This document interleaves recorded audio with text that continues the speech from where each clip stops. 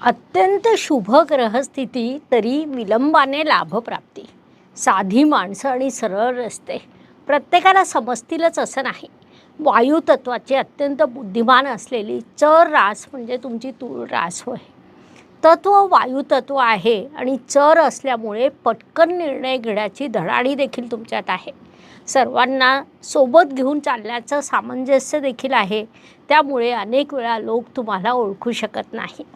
नमस्कार, मी Astroguru doctor ज्योती जोशी सर्व ज्योतिषप्रेमी व अभ्यासकांचं मनपूर्वक स्वागत करते. आपण नोव्हेंबर 2024 या महिन्याचं राशी भविष्य समजून घेत आहोत. त्यामध्ये आजच्या भागात आपण तूळ राशीच्या जातकांसाठी हा महिना कसा राहील यावर सविस्तर चर्चा करणार आहोत. विविध दृष्टिकोनातून या महिन्यातील ग्रहस्थितीचं शास्त्रोक्त विश्लेषण करणार आहोत. सोबतच व्हिडिओच्या शेवटी मी तुम्हाला या महिन्यात करावयाचा विशेष उपाय देखील सांगणार आहे. त्यामुळे व्हिडिओला शेवटपर्यंत बघायला विसरू नका. अजून एक महत्त्वाची बाब म्हणजे विविध दृष्टीने हा महिना तुमच्यासाठी कसा असेल हे आम्ही नेहमीच खूप सविस्तरपणे सांगत असतो. त्यानुसार या महिन्यात तुम्हाला काय अनुभव आले ते तुम्ही कमेंटद्वारा आमच्यापर्यंत पोहोचवू शकता, जेणेकरून आमच्या या मार्गदर्शनाचा तुम्हाला लाभ होत आहे ही बाब आमच्यापर्यंत पोहोचू शकेल.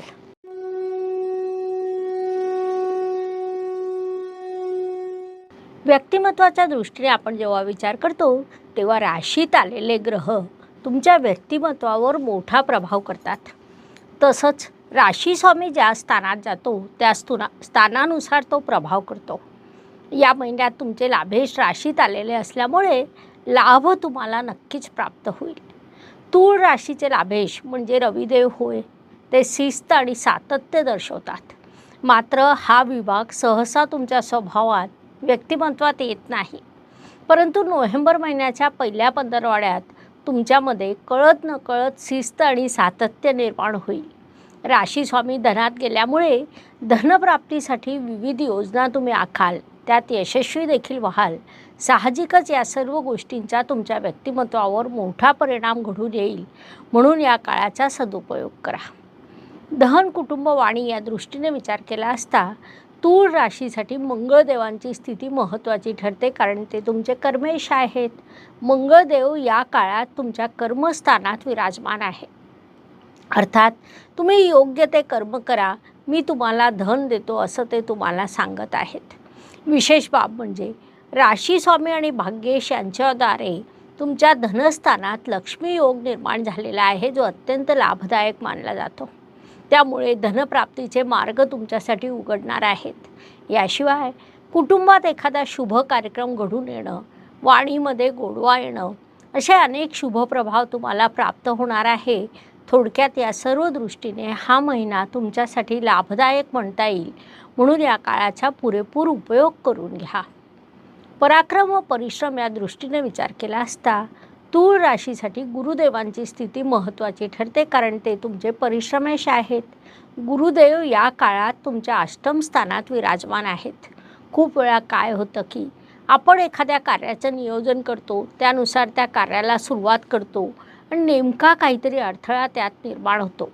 म्हणजे आपण कुठेतरी बाहेर जायचं नियोजन करावं, कुलूप चाबी हातात घ्यायच्या वेळी कुणीतरी पाहुणे घरी यावे आणि तुमच्या नियोजनावर पाणी फिरावं, असा काहीसा विभाग तुमच्या बाबतीत वारंवार घडण्याची शक्यता नाकारता येणार नाही. म्हणून त्या दृष्टीने योग्य ती काळजी घ्या, हा सल्ला तुम्हाला देण्यात येत आहे.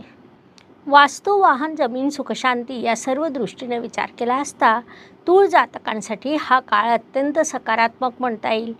वास्तू वाहनाचे शुभयोग निर्माण होणं हा विभाग इथे येतो. असलेल्या वास्तूचं नूतनीकरण तुम्ही करू शकता. नवीन वाहनाचा विचार तुम्ही करू शकतात. आईचं सौख्य तुम्हाला लाभेल. थोडक्यात या सर्व दृष्टीने हा काळ तुमच्यासाठी सुखद राहील. या काळाचा पूर्ण लाभ घ्यायला हवा.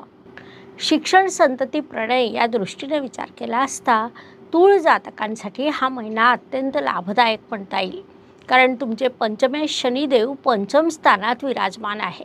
त्यामुळे जे जातक फार्मसी क्षेत्रात आहे किंवा मेकॅनिकल, टेक्निकल, आधुनिक साधनाशी संबंधित एखाद्या विषयात तुम्ही संशोधन करीत असाल तर या काळात तुम्हाला अचानक अनपेक्षितपणे भरपूर मोठं यश प्राप्त होण्याची संधी निर्माण झालेली आहे. कारण पंचमेश पंचमात, राहू षष्ठात, पंचम स्थानावर सप्तमेशाची दृष्टी, गुरुग्रह अष्टम स्थानात की जो अचानकपणे घटना घडवतो, तसंच पत्रिकेतील लक्ष्मी योग, या सर्व कारणामुळे तुमच्यासाठी यशाच्या संधी निर्माण झालेल्या आहे. म्हणून या काळाचा तुम्ही सदुपयोग करायला हवा. आरोग्य, कर्ज, स्पर्धक, हितशत्रू या सर्व दृष्टीने विचार केला असता या काळात तूळ जातकांचे आरोग्य सर्वसामान्यपणे उत्तम राहील. अर्थात सर्दी खोकलासारख्या गोष्टींना आपण मोठा आजार म्हणू शकत नाही. या गोष्टी मानवी शरीराला लागू असतात. मात्र थोडंसं पायदुखीच्या समस्या निर्माण होऊ शकते. अन्यथा या काळात तुमचं आरोग्य उत्तम राहील. ज्यांना कर्जाची आवश्यकता आहे त्यांना ते प्राप्त होईल. हितशत्रूंवर तुम्ही विजय प्राप्त कराल. स्पर्धेत यशाच्या संधी तुमच्यासाठी वाढलेल्या असतील. थोडक्यात या सर्व दृष्टीने हा महिना तुमच्यासाठी लाभदायक म्हणता येईल. म्हणून या काळाचा पुरेपूर उपयोग करून घ्यावा. नोकरी व व्यवसाय या दृष्टीने विचार केला असता नोकरी करणाऱ्या तूळ जातकांसाठी यशाचा असलेला हा कालखंड व्यावसायिक जातकांसाठी मात्र एक वेगळा संघर्ष दर्शवित आहे. व्यावसायिक जातकांना या काळात प्रचंड परिश्रम करावे लागतील. अनेक प्रकारचे नियोजन करावे लागतील.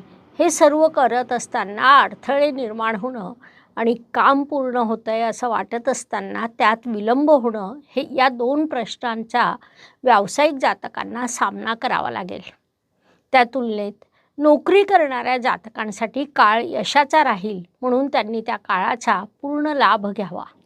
भाग्य व शुभसंकेत या दृष्टीने विचार केला असता तूळ जातकांसाठी हा महिना अनेक शुभसंकेतांनी परिपूर्ण भरलेला आहे. त्यामध्ये प्रामुख्याने सांगायचं झाल्यास तुमचे भाग्य अधिपती धनस्थानात राशी स्वामीसह लक्ष्मी योग बनवित आहे, जी अत्यंत शुभ बाब म्हणता येईल. तसंच लाभेश राशीत विराजमान आहे. पंचमेश शनिदेव पंचमात विराजमान आहे. पंचमेश आणि लाभेश यांच्यात नवपंचम योग निर्माण झालेला आहे. मंगळ आणि गुरु यांच्यात लाभयोग निर्माण झालेला आहे. थोडक्यात कठीण काळातही असे अनेक शुभसंकेत तुमच्यासाठी निर्माण झालेले आहेत आणि त्यापासून तुम्हाला शुभ परिणाम प्राप्त होणार आहे. म्हणून या काळाचा सदुपयोग करायला हवा.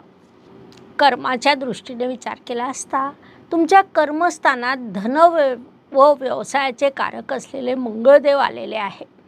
प्रथम दर्शनी ही शुभ बाब वाटत असली तरी मंगळदेव तिथे नीचीचे आहे. तुमच्या कर्मस्थानात चंद्राची कर्क रास येते आणि कर्क राशीत मंगळदेव नीचीचे होतात. ते तुमच्या राशी स्वामीसोबत 7 तारखेपर्यंत नवपंचम योग करीत आहे. त्यामुळे 7 तारखेपर्यंत तुम्हाला फारसा त्रास होणार नाही. परंतु 7 तारखेनंतर अचानकपणे तुमच्या कार्याची दिशा चुकल्यासारखं नुकसान होण्याची शक्यता नाकारता येणार नाही. ही बाब लक्षात घ्यावी. लाभाच्या दृष्टीने विचार केला असता तुमच्या लाभस्थानावर स्वराशीच्या आणि मूळ त्रिकोण राशीच्या शनिदेवांची दृष्टी पडत आहे. त्याचवेळी तुमचे लाभेश राशीत विराजमान आहे. त्यामुळे लाभाच्या अनेक संधी तुमच्यासाठी निर्माण होतील. अर्थात हा लाभ तुम्हाला या महिन्यात सहजासहजी प्राप्त होणार नाही. त्यासाठी प्रचंड परिश्रमात अडथळे, अडचणी निर्माण होतील आणि ते सर्व पार केल्यावर निर्माण होणारा विलंब, या गोष्टीचा तुम्हाला सामना करावा लागेल. तेव्हाच तुम्हाला लाभ प्राप्त होईल. ही बाब लक्षात घ्यायला हवी. व्यय व परदेश गमन या दृष्टीने विचार केला असता तूळ जातक या महिन्यात प्रवासावर मोठा खर्च करणार आहेत. काही जातक उच्च शिक्षणावर देखील खर्च करतील. हा खर्च सकारात्मक असतो. त्यातून आपली प्रगती होणार असते. भविष्य त्यातून घडतं. म्हणून हा खर्च करणं योग्य असतं. म्हणून तो तुम्ही केला पाहिजे. ही बाब प्रामुख्याने लक्षात घ्यायला हवी. प्रत्येकच दिवस प्रत्येकासाठी चांगला जात नाही. आयुष्य हे सुखदुःख आणि चढउतारांनी भरलेलं असतं. त्यानुसार महिन्यातील काही दिवस प्रत्येकासाठी अत्यंत शुभ तर काही तणावाचे, संघर्षाचे जातात. आपण त्या काळात कसं वागतो यावरून आपलं यशापयश ठरत असतं. त्या दृष्टीने विचार केला असता या महिन्यात तूळ जातकांसाठी 11, 20 आणि 30 हे दिवस शुभ आहेत. म्हणून महत्त्वाची कामं या दिवसांमध्ये तुम्ही पूर्ण करण्याचा प्रयत्न करावा. तर 9, 17 आणि 27 हे दिवस तुमच्यासाठी अशुभ आहेत. संघर्षाचं प्रमाण वाढलेलं असेल, म्हणून या दिवसांमध्ये तुम्ही स्वतःची योग्य ती काळजी घ्या, जेणेकरून तुमचं तुमच्या कुटुंबाचं मानसिक स्वास्थ्य टिकून राहील. उपायांच्या दृष्टीने विचार केला असता ज्योतिषशास्त्रामध्ये खूप छोटे छोटे मात्र मोठा परिणाम करणारे उपाय सांगण्यात आलेले आहेत. अशुभ गोष्टींची अशुभता कमी करण्याचं, शुभ गोष्टींची शुभता वाढवण्याचं सामर्थ्य त्यात असतं. त्यानुसार नोव्हेंबर महिन्याचा विचार केला असता तूळ जातकांना उपाय सुचवण्यात येत आहे की तुम्ही जेवणामध्ये साखर, तांदूळ, दूध, दही आणि तूप या पदार्थांचा वापर करावा. या पदार्थांनी बनलेलं भोजन ग्रहण करावं. त्यामुळे पत्रिकेतील शुक्र मजबूत होतो, म्हणून हा उपाय नक्की करा. अशा पद्धतीने मेष ते मीन प्रत्येक राशीसाठी नोव्हेंबर 2024 कसा राहील हे सांगण्यासाठी 12 व्हिडिओ आपण तुमच्या या चॅनलवर अपलोड केलेले आहे. तुमच्या राशीचा आत्ताच तुम्ही पाहिला. मित्रांना, नातेवाईकांना त्यांच्या राशीचा व्हिडिओ शेअर करा, लाईक, सबस्क्राईब करा आणि हो, कमेंट बॉक्समध्ये जय ज्योतिष, हरर ज्योतिष लिहायला अजिबात विसरू नका. धन्यवाद. शुभम भवतु. नमस्कार. शास्त्राचा अभ्यास करण्यासाठी माझी मराठीतून 11, हिंदीतून 2 अशी पुस्तकं प्रकाशित झाली आहे.